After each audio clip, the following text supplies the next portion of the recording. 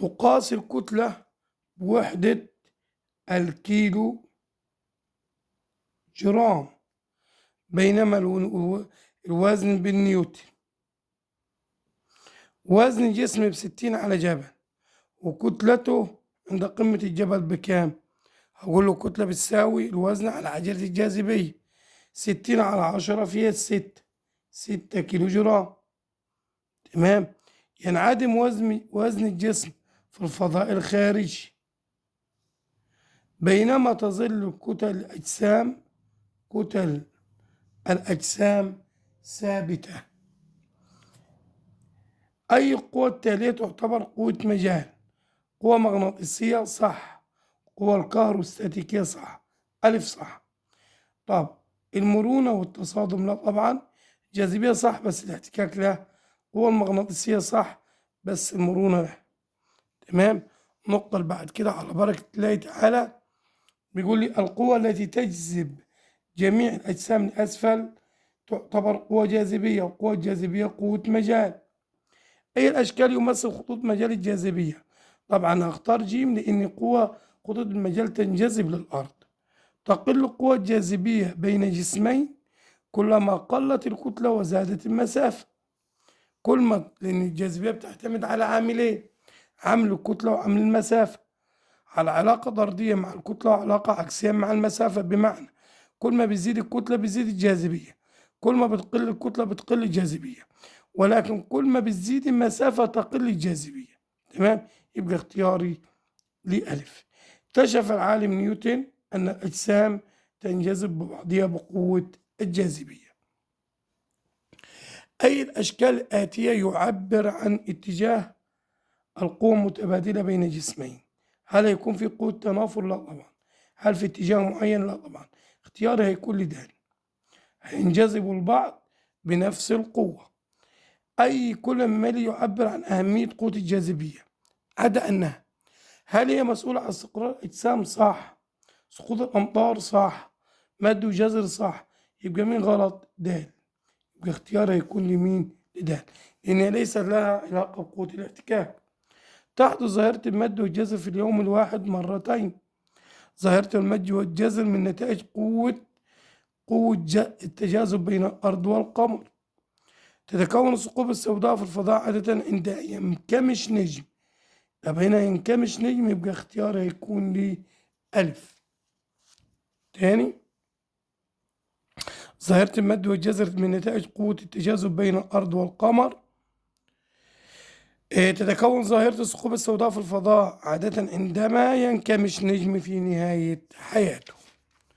النقطة اللي بعد كده على بركة الله تعالى رقم 11. أي من الحقائق العلمية ينطبق على قوة المجال؟ طبعا بين الذرة قلنا بتبقى أضعف قوة بين النواة والإلكترونات، فاختيارها يكون لجيم. تكون قوة الجاذبية بين النواة والإلكترونات ضعيفة جدا. أي الاختيارات التالية يعبر عن قوة الجاذبية؟ قوة الجاذبية قوة تجاذب. طب الكهروستاتيكية بين جسمين غير متلامسين مشحونين بشحنة موجبة، هنا يحصل تنافر. يبقى الأولى تجاذب والتانية تنافر. تجاذب وتجاذب لا، تنافر لا، تنافر وتجاذب لا، هي تجاذب وتنافر. مقدار وزن الجسم على الأرض دايما الوزن بيكون نقط الكتلة أكبر من الكتلة، لأن الوزن بيساوي كتلة في عجلة الجاذبية الأرضية. ماذا يحدث عند زيادة شدة المجال؟ طبعا يزداد الوزن فقط. طب هل يزداد الوزن والكتلة؟ لا، الكتلة بتكون ثابتة. شدة مجال جاذبية القمر تعادل سدس جاذبية الأرض. تمام. وشدة مجال الجاذبية الأرضية كلما ابتعدنا تقل، طبعا بيقل كلما ابتعدنا عن مركز الأرض. إذا كانت كتلة جسم على سطح الأرض ب10 كيلو جرام، فإن كتلته في الفضاء الخارجي بكام؟ طبعا الكتلة ثابتة في أي مكان، يبقى برضك ب10 كيلو جرام. إذا كان الجسم كتلته ب12، فإن وزنه على القمر بكام؟ لازم أجيب وزنه على الأرض. الوزن بيساوي الكتلة في 10، 12 في 10 ب120. طب أنا عاوز على القمر، يبقى أقول له 100، والقمر كتلته وزنه بيساوي سدس وزن الأرض، يبقى أقول له 120 على 6 هيديني 20 نيوتن. وزن الجسم 320 على سطح الكواكب، سطح أحد الكواكب، ووزنه ب 800 نيوتن على سطح الأرض. كم تكون عجلة الجاذبية؟ عجلة الجاذبية بتساوي الوزن في الكتلة، صح كده؟ طب ما شدة المجال؟ أنا هجيب كتلته على على الأرض. الكتلة بتساوي الماس بتساوي الوزن على الجاذبية 800، تبقى 800 على 10 فيها 80، دي الكتلة، دي إيه يا ولاد؟ الكتلة. عاوز هنا شدة المجال. شدة المجال بتساوي شدة المجال بتساوي الوزن على مين؟ على الكتلة. طب الوزن 320 على الكتلة جبناها ب80، هتطلع بكام؟ ب4 كيلو جرام. النقطة اللي بعد كده على بركة الله تعالى بيقول لي صح وغلط. تعتبر قوى المرونة قوة مجال، بينما قوة التصادم قوة تلامس. طبعا عبارة خطأ، إن كلاهما قوة تلامس. توجد قوة الجاذبية بين الأرض والأجسام المادية الموجودة على سطحها، غلط، الموجودة في مجالها. يحدث المد والجزر 14 مرة في الأسبوع. طبعا عبارة خاطئة. طب ليه يا ولاد؟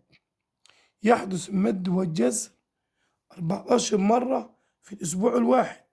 طب دي مفروض رقم 3 صح، ليه؟ هو في اليوم الواحد بيحدث مرتين. طب الأسبوع فيه كام؟ في 7 أيام، 7 و7 14، يبقى دي عبارة صحيحة. المد والجزر يكون في أعلى نشاطه عندما يكون القمر هلالا. طبعا غلط، عندما يكون القمر بدرا أو محاقا. تعتمد الحركة المدارية للأقمار الصناعية حول الأرض على قوة الجاذبية. طبعا صح، كلما زادت الكتلة زاد الوزن. طبعا عبارة صحيحة. قوة الجذب القمر للجسم أكبر من الأرض. طبعا غلط، بالعكس هي أقل. يزداد وزن الجسم كلما ارتفعنا. غلط، إن بيقل كلما زادت المسافة. الجسم الذي كتلته 50 يكون وزنه على سطح القمر ب100؟ لا طبعا، لأن الوزن بيساوي كتلة في 10، ف10 في 50 ب500، ودي غلط. وزن الجسم على سطح الأرض يساوي وزنه على سطح كوكب المشتري. طبعا غلط، تمام، لا يساوي، ده هيكون أقل من، إن كل ما بيزيد الكتلة بيزداد مين؟ يزداد الوزن، وكتلة المشتري أكبر من كتلة مين؟ الأرض. صوب ما تحته خط. القوى التي تؤثر على الشخص المتزلج وتجعله يهبط من أعلى الكثبان دي قوة الجاذبية. اتجاه القوى الجاذبية يكون باتجاه مركز الأرض. تؤثر القوى الجاذبية بين جسمين كرويين بنفس المقدار على كل منهما، بس في اتجاه متضادين. تحدث ظاهرة تحدث مرتين ويستفاد منها في تطهير دي المد والجزر. تتكون ظاهرة الثقوب الفضاء عادة عندما ينكمش نجم. تنشأ الحركة الحلزونية بين قوة تجاذب جسم يدور، طالما يدور يبقى دي الحركة المدارية. حركة المدارية. قوة جذب القمر لجسم على سطحه بتساوي سدس قوة جذب الأرض. كتلة الجسم على سطح القمر نص كتلته، لا الكتلة ثابتة، يبقى يساوي. وزن الجسم يتغير من كوكب الآخر نتيجة تغير مين يا بابا؟ كتلة؟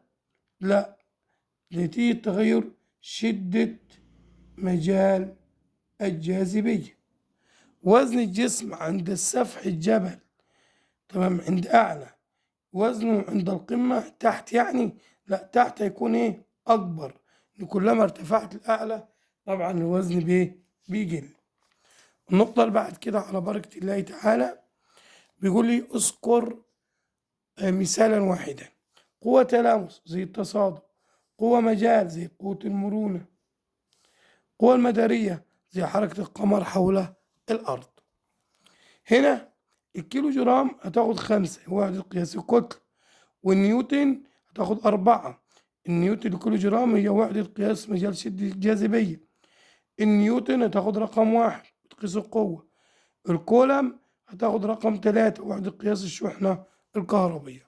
ولنا لقاء متجدد مع حل تدريبات باقي الدرس. لا تنسونا الاشتراك في القناة. سلام الله عليكم ورحمته وبركاته.